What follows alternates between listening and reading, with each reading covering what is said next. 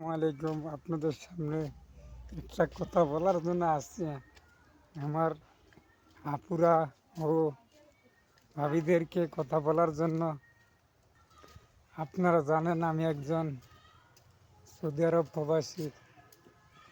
আপনাদেরকে বলতেছি, আসলে মানুষ বলে স্বামীরা কেন স্ত্রীদেরকে ভালোবাসে না। আমি এটার একটা ব্যাখ্যা দিতেছি। কারণ আপনার স্ত্রীর সাথে আপনি দূরে থাকলে যেমন যে একটা আকর্ষণ থাকে, আরে ভাইয়া নিও ভালো আছেন? হাসি বলে আলহামদুলিল্লাহ। দূরে থাকলে যে একটা আকর্ষণ থাকে, আসলে ধারে আসলে ওই ফিলিংসটা থাকে না। এই জন্য আমার বোনও ও ভাবিরা ও আফারা বলে ওই স্বামী কেন স্ত্রীর ভালোবাসে না আগের মতন। আসলে দূরে থাকলে যেমন যে একটা ফিলিংস থাকে, ধারে আসার পরে ফিলিংসটা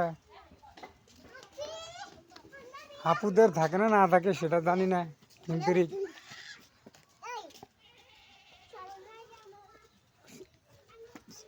স্বামীদের একটা ফিলিংস থাকে না।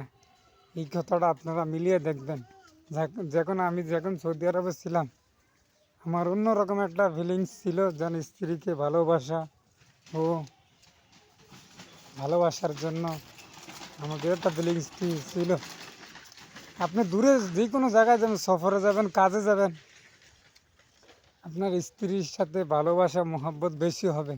কিন্তু আপনি যখন ধারে আইসা পারবেন, তখন আপনার ফিলিংসটা থাকে না, যায় গিয়া। কেন এই যে আমারটা আমি দিই বুঝতেছি। আজকে আমি ফেব্রুয়ারি মাসের 10 তারিখে আসছি, আজ ফেব্রুয়ারি মাসের 25 তারিখ। 10 আর 25 15 দিন হয়ে গেছে। আমি আমার স্ত্রী তো আমার সাথে রাগ গুসা করে।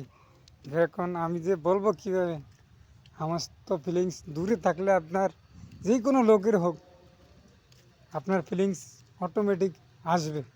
কিন্তু আপনি যখন ধারে আইসা পারবেন, মানে আপনার ফিলিংস আছে না না আছে আমি সেটা জানি না, কিন্তু এই হচ্ছে কি আপনার ফিলিংস সমস্যা, ভালোবাসার সমস্যা কমে যায়। এটা হচ্ছে মেন সমস্যা। এটা এই সঙ্গে যে কীভাবে মানুষের ফিলিংস কমে যায়, এটা কেউ জানতে আসে না। আর যার শরীরের মধ্যে গঠন ভালো, ফিলিংস ভালো, হ্যাঁ তো আছে।